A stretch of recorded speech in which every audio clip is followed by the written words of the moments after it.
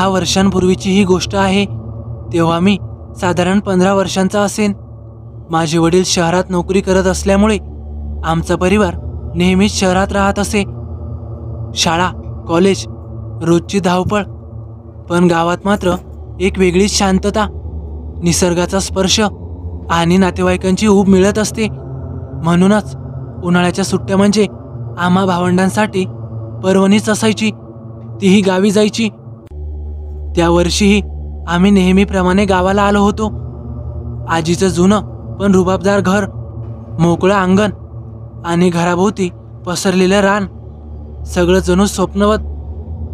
गावच्या त्या वातावरणात काहीतरी गूढ, काहीतरी अनोखं असायचं, जे शब्दात सांगता यायचं नाही। गावात आल्याचा दुसराच दिवस होता। आम्ही सगळे भावंड, मी, माझा चुलत भाऊ रोहित, माझी बहीण नेहा आणि अजून 2-3 लहान चुलत भावंड घराच्या मागच्या बाजूला झाडाखाली चटई टाकून झोपलो होतो। उन्हाळ्याच्या त्या रात्रांमध्ये अंगावर गार वारा येणं म्हणजे स्वर्गसुख होतं। रात्री सुमारे 2च्या सुमारास मला झोपेतून जाग आली। अंगात अस्वस्थपणा जाणवू लागला, लघवीला जावंसं वाटत होतं। मी डोळे चोळत उठलो, इकडे तिकडे पाहिलं, सर्व भावंड शांत झोपलेली होती। जरा समोर जाऊन येतो असं मनात ठरवून मी परसदाऱ्यातून पुढच्या रस्त्याकडे वळलो। गावाच्या त्या बाजूला फारसा वावर नसतो, आजूबाजूला झाडी, बांध आणि कुठे कुठे दूरवर एखादं घर दिसायचं। रस्ता म्हणजे केवळ मातीचा ओहोळ, रात्रीचा काळोख आणि आकाशातले तारे एवढंच प्रकाशाचं साधन। मी पुढे चालू लागलो आणि अचानक कुठून तरी एक मंद आवाज कानावर आला। तो आवाज म्हणजे एखाद्या स्त्रीचं हसणं, खूपच सौम्य पण अजीब। क्षणभर मी थबकलो, काळजाचा ठोका चुकला। काय आहे हे, मी मनात पुटपुटलो। आणि काही क्षणांनी झाडांच्या आडून अंधारातून एक आकृती स्पष्ट दिसू लागली। ती एक मुलगी होती। ती मुलगी खूपच सुंदर, तिचे लांबसडक काळे केस, तोंडावर मंद हास्य, डोळ्यात एक विचित्र चमक, लाल बुंद ओठ। ती पांढऱ्या झुळूकदार साडीत होती, जणू चंद्रप्रकाश तिच्यावरच उतरला होता। तिला पाहताच क्षणभर मला माझा श्वास थांबल्यासारखं वाटलं। ती काहीच बोलत नव्हती, फक्त हाताच्या बोटाने इशारा करून मला जवळ बोलवत होती। मी क्षणभर विचार केला, पण तिच्या सौंदर्याने मी इतका मोहून गेलो होतो की मी नकळत तिच्या मागे चालू लागलो। ती निशब्दपणे पुढे चालत होती आणि मी तिच्या मागे मागे। ती मला गावाच्या टोकाकडे घेऊन जात होती। तिथे एक जुनी, फार जुनी विहीर होती। ती विहीर आता वापरातही नव्हती।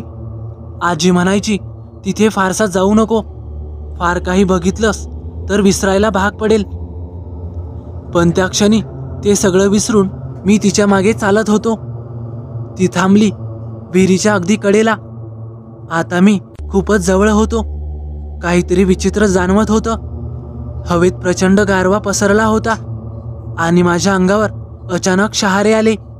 मी तिचा हात पकडला आणि तेवढ्यात ती मागे वळाली आणि माझ्या पायाखालची जमीनच सरकली। तिचा चेहरा आता एकदम विद्रूप झाला होता। सुंदर चेहरा आता भयानक आणि अंगावर काटे उभे करणारा होता।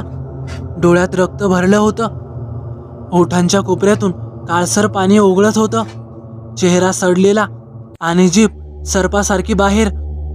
मी किंचाळण्याचा प्रयत्न केला, पण आवाज काय बाहेर येईना। ती मला विहिरीकडे ओढू लागली। माझे पाय थरथरत होते, जीव कंठाशी आला होता।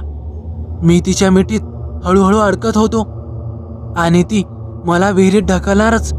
इतक्यात कुठून तरी एक जोरात आवाज आला, थांब, तुझं काही चालणार नाही। मी झटक्यात मागे वळून पाहिलं, ते माझे आजोबा होते। त्यांनी माझा हात जोरात पकडला आणि मला मागे ओढलं। ती आकृती जोरजोराने किंचाळू लागली, पण आजोबांनी काहीतरी ओठांवर म्हणत एक तांबडं कुंकवाचं कुडं तिच्यावर फेकलं आणि ती क्षणात अदृश्य झाली। माझं सर्वांग घामाने भिजलं होतं। भीतीपोटी मी बेशुद्ध झालो। शुद्धीवर आलो तेव्हा सकाळ झाली होती. आजोबांच्या मांडीवर डोकं आणि आजी मला पाणी पाजत होती. काय झालं होतं आजोबा? मी कापऱ्या आवाजात विचारलं. तुला चकवा लागला होता. चकवा? मी भुचकाळ्यात पडलो. हो चकवा. तो एका स्त्रीचं रूप घेऊन तुझी वाट चुकवत होता. कधी मोहिनी स्त्री, कधी वाघाचं रूप. असे विलक्षण रूप घेऊन लोकांचं लक्ष वेधून त्यांना गोंधळवून एखाद्या संकटात ओढतो किंवा त्या जुन्या विहिरीत ढकलून देतो. मी थरथरत होतो. ते सर्व ऐकून माझ्या अंगावर पुन्हा काटे उभे राहिले. ती विहीर, तिथे एकेकाळी एक मुलगी विहिरीत पडून मेली होती.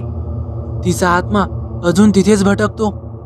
गावात काही लोकांनी आधीही अनुभव घेतले आहेत, पण तिचं रूप एवढं मोहक असतं की लोक सहजच फसतात. आजोबांचं म्हणणं ऐकून मी गप्प झालो. त्या दिवशी मला उमगलं, सगळ्याच गोष्टी ह्या अंधश्रद्धा आणि भाकड कथा नसून काही वेळा त्या सत्याला छेद देणाऱ्या अनुभवाचं रूप असतात. तर मित्रांनो, कसा वाटला तुम्हाला अनुभव?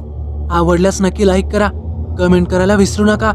आणि हो, आपल्या चॅनलला सबस्क्राईब केलं नसेल तर नक्कीच सबस्क्राईब करा आणि बाजूलाच येणाऱ्या बेल आयकॉनलाही दाबा, जेणेकरून भविष्यात येणाऱ्या व्हिडिओज मी आपल्यापर्यंत पोहोचवू शकेन.